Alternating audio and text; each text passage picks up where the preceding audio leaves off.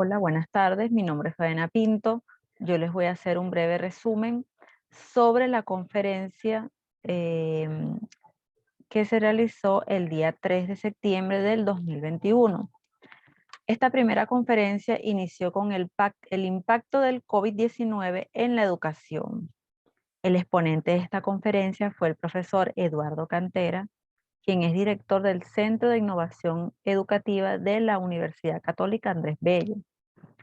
Él es licenciado en la mención Filosofía, está cursando un doctorado en Educación, en los procesos de aprendizaje y enseñanza en contextos educativos. Fue coordinador en el área de proyectos y servicio social del Parque Nacional Manuel Aguirre. Es coordinador de la Ley de Servicio Comunitario en la Escuela de Educación, profesor tiempo completo de la Universidad Católica Andrés Bello, en las cátedras de Ética, Pedagogía Social, Aprendizaje, Servicio y Filosofía. Fue coordinador pedagógico del Diplomado en Gerencia Educativa y Comunitaria y jefe del Departamento de Filosofía de la Escuela de Educación.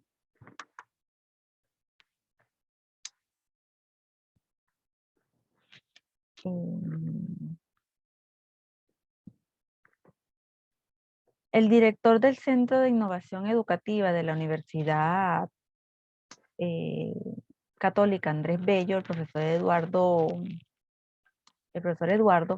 él realizó un levantamiento de información del estado de la infraestructura de los docentes, de los estudiantes en Venezuela, en 394 instituciones en las cuales él participó.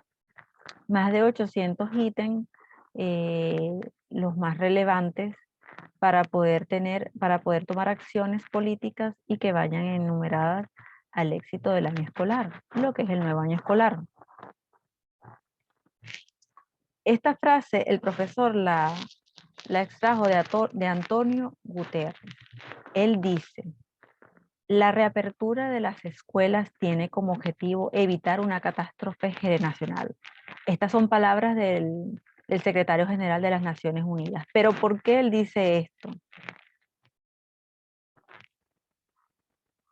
Él dice esto refiriéndose a que las generaciones estarían condenadas al fracaso. ¿Pero por qué condenadas al fracaso? Si se supone que es la educación la herramienta para construir un país o para hacer cambiar un país, imagínense si por 2 generaciones están las instituciones cerradas. Hay un problema. Y y en el impacto que ha tenido el COVID en la educación, con todos estos, digámoslo así, esta iniciativa del profesor en la cual hacer un diagnóstico en 394 instituciones, es interesante ver los resultados que ha arrojado dicha prueba. Las condiciones, ¿en qué condiciones están las instituciones educativas para el inicio de las actividades? Este año, el año escolar 2021, ha sido un año escolar en la cual llegó la pandemia, hubo una alerta a nivel mundial, un cierre masivo de escuelas, de instituciones, de universidades. El gobierno llamó a finalizar el año escolar a la distancia.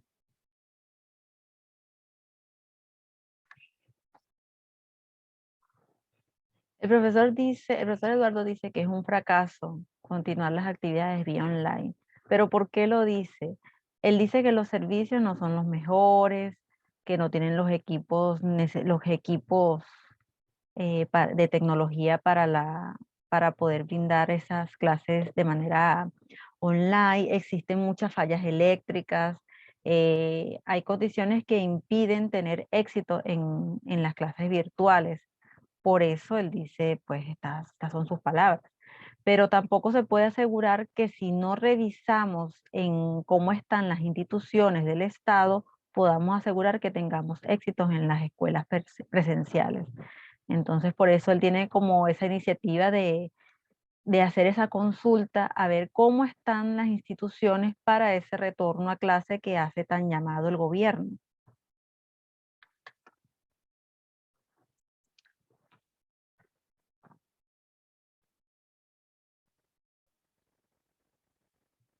en la conferencia el profesor dice que hay una crisis social, una crisis económica, y aparte de eso se agrega lo que es la crisis de la pandemia.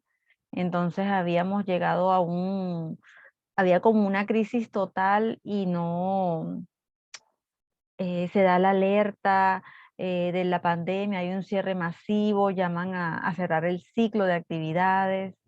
El profesor dice que veía imposible el hecho de poder llegar hasta las instituciones educativas.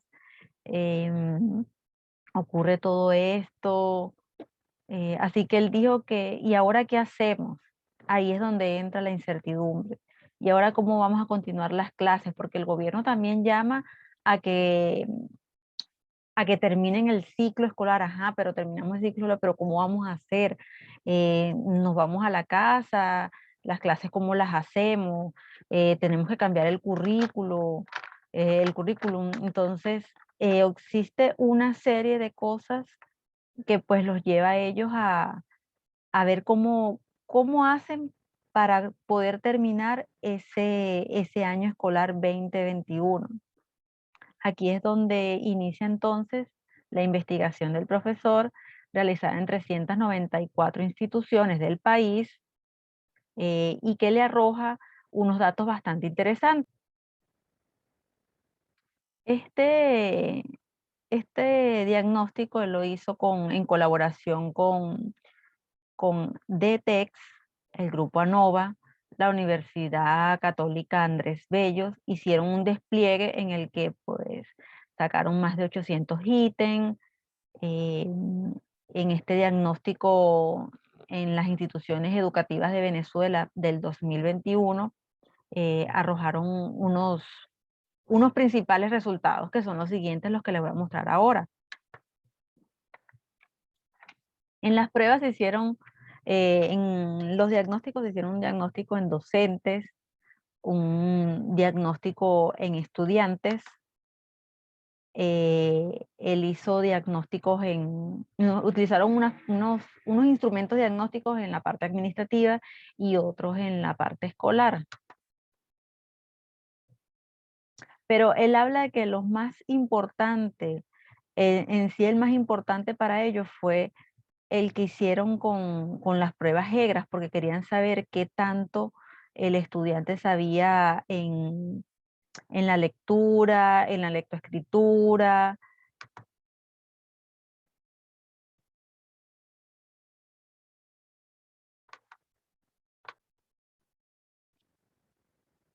El profesor Eduardo habla mucho de estas pruebas EGRAS, que son como las más importantes. Él decía que estas pruebas es una prueba inicial de lectura.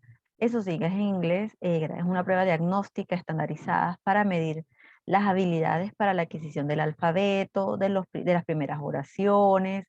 Esta prueba pretende reconocer las letras del alfabeto, las palabras simples, comprensión de la lectura, párrafos, escuchar cómo respondían ellos a ciertas lecturas que le hacían, ver cómo respondían a preguntas. Entonces, es bastante interesante este modelo de prueba. Sí, me llamó mucho la atención y, y bueno, arrojó unos resultados que la verdad fueron muy, ¿cómo les diría? Triste. Es una prueba que es para que todos los estudiantes pasen, porque es una prueba básica, una prueba sencilla, de lectura y comprensión, y la verdad salieron muy mal. Por debajo de lectura, menos de la mitad prácticamente en lo que es la lectura, mal, la comprensión apenas el 52%. Eh, Acá en esta otra lámina, pues les muestro los resultados que el profesor mandó, que mostraba allí en la videoconferencia, donde él decía que en los estudiantes, desde el año 2018 hasta el año 2021, han dejado de estudiar un 15%, teniendo como referencia este número en el 2018. Han bajado. Mira, 1,21 millones de estudiantes ya no están estudiando. y en profesores, que también es algo importante porque son los que van a capacitar esos estudiantes, son los que van a estar allí presentes para brindarle todas esas herramientas.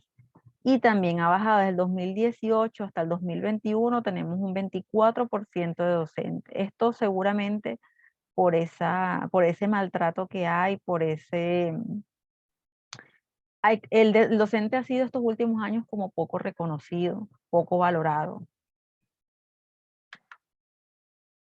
Estos otros resultados del diagnóstico que hizo el profesor en la parte del índice de carencia en infraestructura escolar, me llamó la atención estos resultados, ya que en el Internet hay un 85% de, digámoslo así, de decadencia o de un servicio muy malo con respecto al Internet.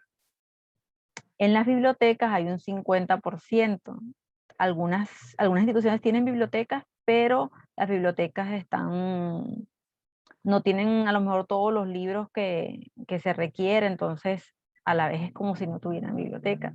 El agua, un 56% de carencia. En electricidad, un 69%. Todos sabemos que la luz se va a cada rato, a veces dura hasta un día completo. Hubo un año, creo que fue hace un año o dos, donde una semana completa sin luz. Entonces imagínense cómo un estudiante ve clase así, cómo un profesor da clase si no hay luz. Es difícil. El servicio de salud también, un 92% de pésimo. Hay una carencia prácticamente absoluta en el servicio de salud. También se hicieron encuestas en el ámbito de inasistencia escolar porque los estudiantes faltaban al colegio. Entonces algunos reportaban que era por falta de comida en el hogar, un 45%. No puede custodiar sus implementos, un 30%. Y el uso de transporte público es un 85, un 98%, lo que quiere decir que la gran mayoría de estudiantes usa el transporte público. Entonces también en este punto se les preguntó si las instituciones tenían algún plan, poseían algún medio de transporte en el cual les pudiera brindar esa facilidad tanto a los estudiantes como a los docentes, y ambos reflejaron que no había ningún tipo de proyecto y que no había ninguna facilidad de transporte ni del lado del estudiante y mucho menos del lado del docente. Las pruebas las que le estaba hablando anterior, que eran las pruebas EGRA, acá está la evaluación inicial de la lectura y la decodificación. Miren, acá ven en la lectura los que les decía, un 43% bajo, un 23% básico, un 4% adecuado y un 30% superior. O sea que este 30% es como esa población que pues está bien en lectura. Es bastante triste, este poquitico 30%. Y en la decodificación existe ni siquiera llegamos a un superior, sino existe un 24% adecuado, un 23% básico y un 53% muy bajo. O sea, más de la mitad no decodifica la lectura, no sabe. Si estos resultados lo colocamos a nivel latinoamericano, estaríamos prácticamente igualados con Honduras. Eso decía el profesor Eduardo. Entonces es bastante triste porque se habla de mucha educación, hay muchos protocolos de que tenemos una buena educación, pero miren los resultados. Esto posiblemente también dependa mucho del docente, del profesor. Quizás no tenemos los docentes, no. Hay algo que pasa, y es que el docente, por ejemplo, el docente de matemática, siendo docente de matemática, ¿cómo va a dar castellano? Por ejemplo, eso se ve mucho, y pues tampoco es el deber ser. Si es verdad que de pronto hay carencias o hay pocos profesores de castellano, pero se puede buscar, hay que buscar la manera cómo solucionar o capacitarlos, porque eso también puede influir de pronto en el profesor y luego la familia, que la familia también es algo importante, que el profesor de Eduardo decía, digámoslo así, como una coordinación entre escuela, familia y sociedad o comunidad.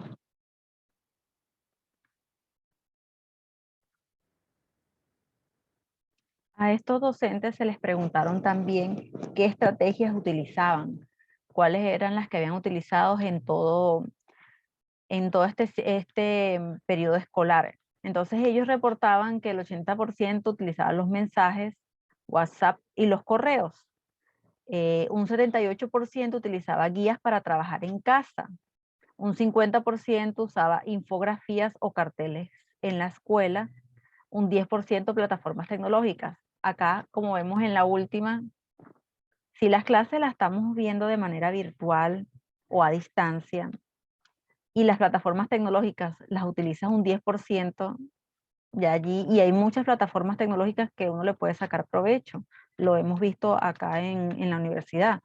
Entonces, allí pues el WhatsApp y el correo está perfecto, se utiliza suficiente, pero las plataformas tecnológicas, habiendo tantas, es triste que se utilice tan poquitas.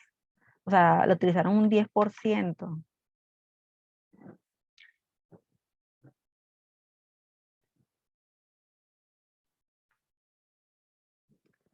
El impacto del COVID ha estado acompañado de anuncios y propuestas educativas. Ha habido voceros que se han pronunciado frente a las medidas que se implementaron y ha hecho el balance respectivo de la continuidad educativa y de la aplicación de los programas educativos, estrategias utilizadas para la continuidad de los aprendizajes, información de las instituciones educativas en infraestructura, seguridad, alimentación, son indicadores relevantes de ver cómo vamos a iniciar este nuevo año escolar. Estrategias utilizadas para culminar el año escolar 2019-2020 y estrategias utilizadas para el inicio del año escolar 2021.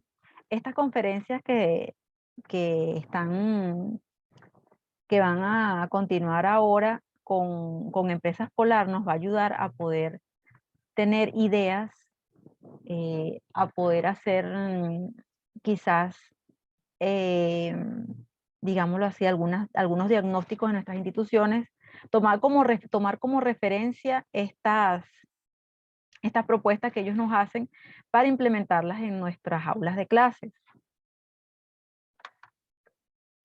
El impacto que ha percibido los docentes y estudiantes con respecto al aprendizaje. El profesor Eduardo dice que en este año escolar ha habido lecciones, aprendizajes, retos, pero también ha habido incertidumbres en la toma de decisiones, de cómo se va a llevar a cabo el regreso a clases, de cómo se llevó para poder culminar el año 2019-2020. Hubo mucha incertidumbre de cómo se va a regresar ahora, de las estrategias. Hay muchas estrategias inciertas para poder llevar adelante el nuevo año escolar. Eh, Hay programas educativos que estuvieron en pausas. Recordemos que hubo cambios de planificación. Pasamos de tener una planificación bastante, digámoslo así, estandarizada, de un modelo que veníamos llevando por años y nos tocó cambiarlo, hacer un cambio radical porque ahora todo es virtual, ahora es con un computador y entonces ha, ha habido hubo esa pausa, pero también hubo ese cambio. Ahí el profesor dice que también hay carencias en recursos, en el personal docente es maltratado. Son cosas que no, pues nos impiden un poco en lo que es el retorno a las aulas de clase.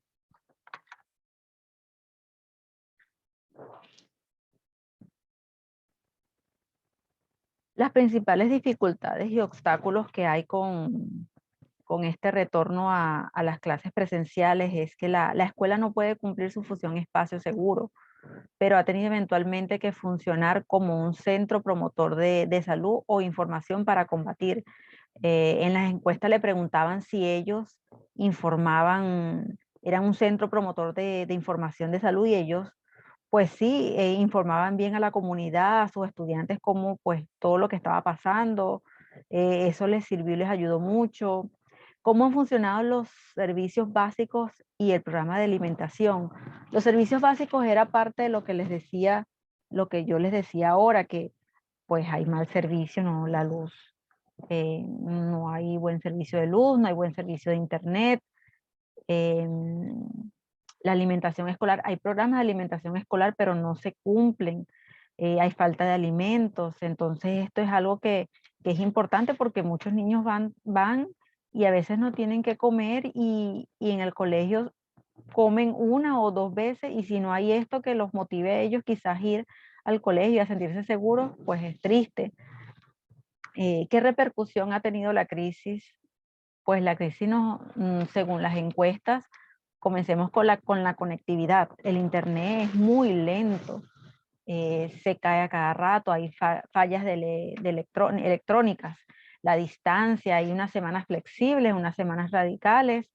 La violencia en los hogares, el profesor decía que el maltrato y el abuso ha aumentado. En el colegio se puede hacer un control, pero en los niños cuando están ya en sus hogares es más difícil, como ellos controlan qué pasa allí, haciéndole preguntas, ya se hace más difícil poder controlar esa violencia en los hogares. Hay carencias de equipos tecnológicos y de cómo utilizar la tecnología.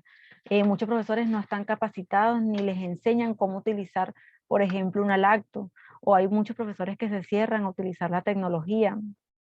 En varias de las instituciones no tienen equipos tecnológicos, no tienen laboratorios, no tienen informática, entonces es difícil. El impacto y consecuencia del COVID-19 de cara al próximo curso, 2021-2022. Las lecciones aprendidas y retos, hay mucha incertidumbre en la toma de decisiones. Son palabras del profesor Eduardo. Incertidumbre en la forma de cómo se va a llevar a cabo y adelante el regreso a clases. Por eso Empresas Polar, junto con los profesores, decidieron hacer estas conferencias virtuales para poder dar estrategias a nosotros como docentes, poder ver cómo podemos solucionar este problema, porque sabemos que para que el país mejore y para que haya digámoslo así, un avance, la educación es lo más importante. Entonces, de la mano de Empresas Polar y de los profesores, tuvieron esa iniciativa de hacer estas videoconferencias. Aquí vamos a poder sacar varias ideas, tips y cosas que podemos utilizar en nuestras instituciones.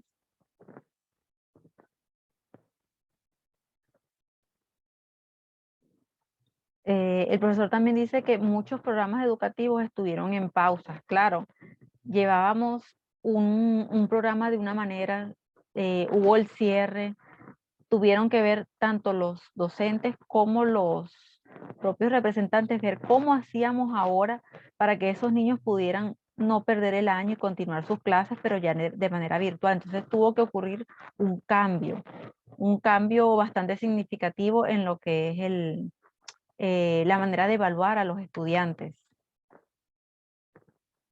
Hubo también mucha carencia de recursos, habían estudiantes que no poseían internet, que no tenían una laptop, entonces o un computador, cómo podían hacer sus trabajos. El personal docente es todavía bastante maltratado porque no tiene los beneficios, no tiene los bonos, no tiene, digámoslo así, como ese apoyo de parte del gobierno.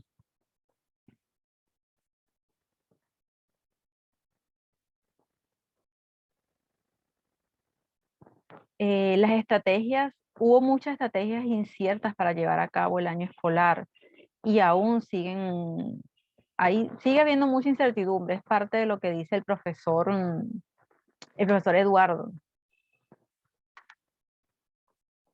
Algo que él decía y es que es muy importante la articulación entre familia, escuela y sociedad. Eso lo podemos ver porque un estudiante, ¿verdad? Donde está formado en una, digámoslo así, una buena familia, el estudiante es motivado. A diferencia de pronto un estudiante donde tenga problemas en la familia, lo más posible es que ese estudiante refleje de alguna manera, quizás hasta en la evaluación, algo está pasando, o de pronto el estudiante es intranquilo, entonces siempre hay algo detrás, y detrás del estudiante en la escuela está la familia, y luego está la sociedad, su entorno, con quien se relaciona. Entonces es muy importante que haya una articulación entre familia, escuela y sociedad.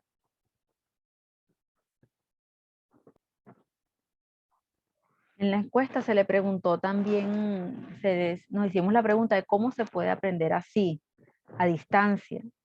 Hubo testimonios de los niños en cuarentena porque había algunos que expresaban inconformidad. Los profesores también se dieron cuenta de que no todo es el aprendizaje de conocimientos, de conceptos, del de copiar y lo que veías copiar, sino también está la parte procedimental, que es la ejecución de estrategias, de técnicas, de habilidades, destrezas, realizar varias acciones. También está la parte del aprendizaje afectivo, en el hogar. Entonces esto es importante también en estos tres tipos de aprendizaje. Acá entonces te muestro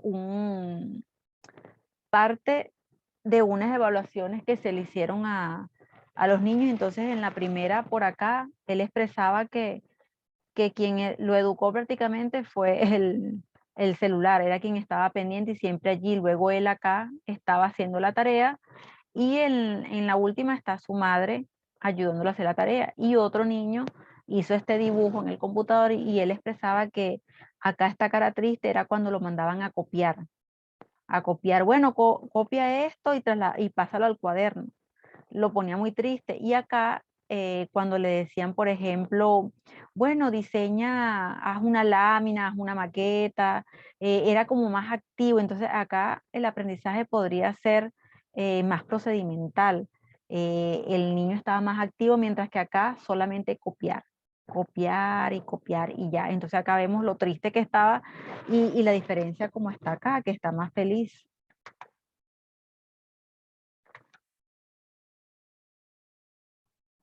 También se le hizo una prueba, pues digámoslo así, diagnóstica a los padres, los representantes, y ellos decían que ellos se veían en un reto, ¿verdad? En todo esto, toda esta clase a distancia, se sentían comprometidos, se sentían con esperanza, solidaridad, aprendizaje, sentían motivación, pero también mucha incertidumbre, que era lo que les he dicho últimamente, que había mucho de esto, no se sabía cómo iba a ser, ahora qué íbamos a hacer. Antes habían clases que eran semipresencial, ya tenían la experiencia, pero la gran mayoría la clase era presencial. Entonces pasar de una clase presencial a una clase virtual o a distancia fue un choque completamente tanto para el estudiante como para el docente.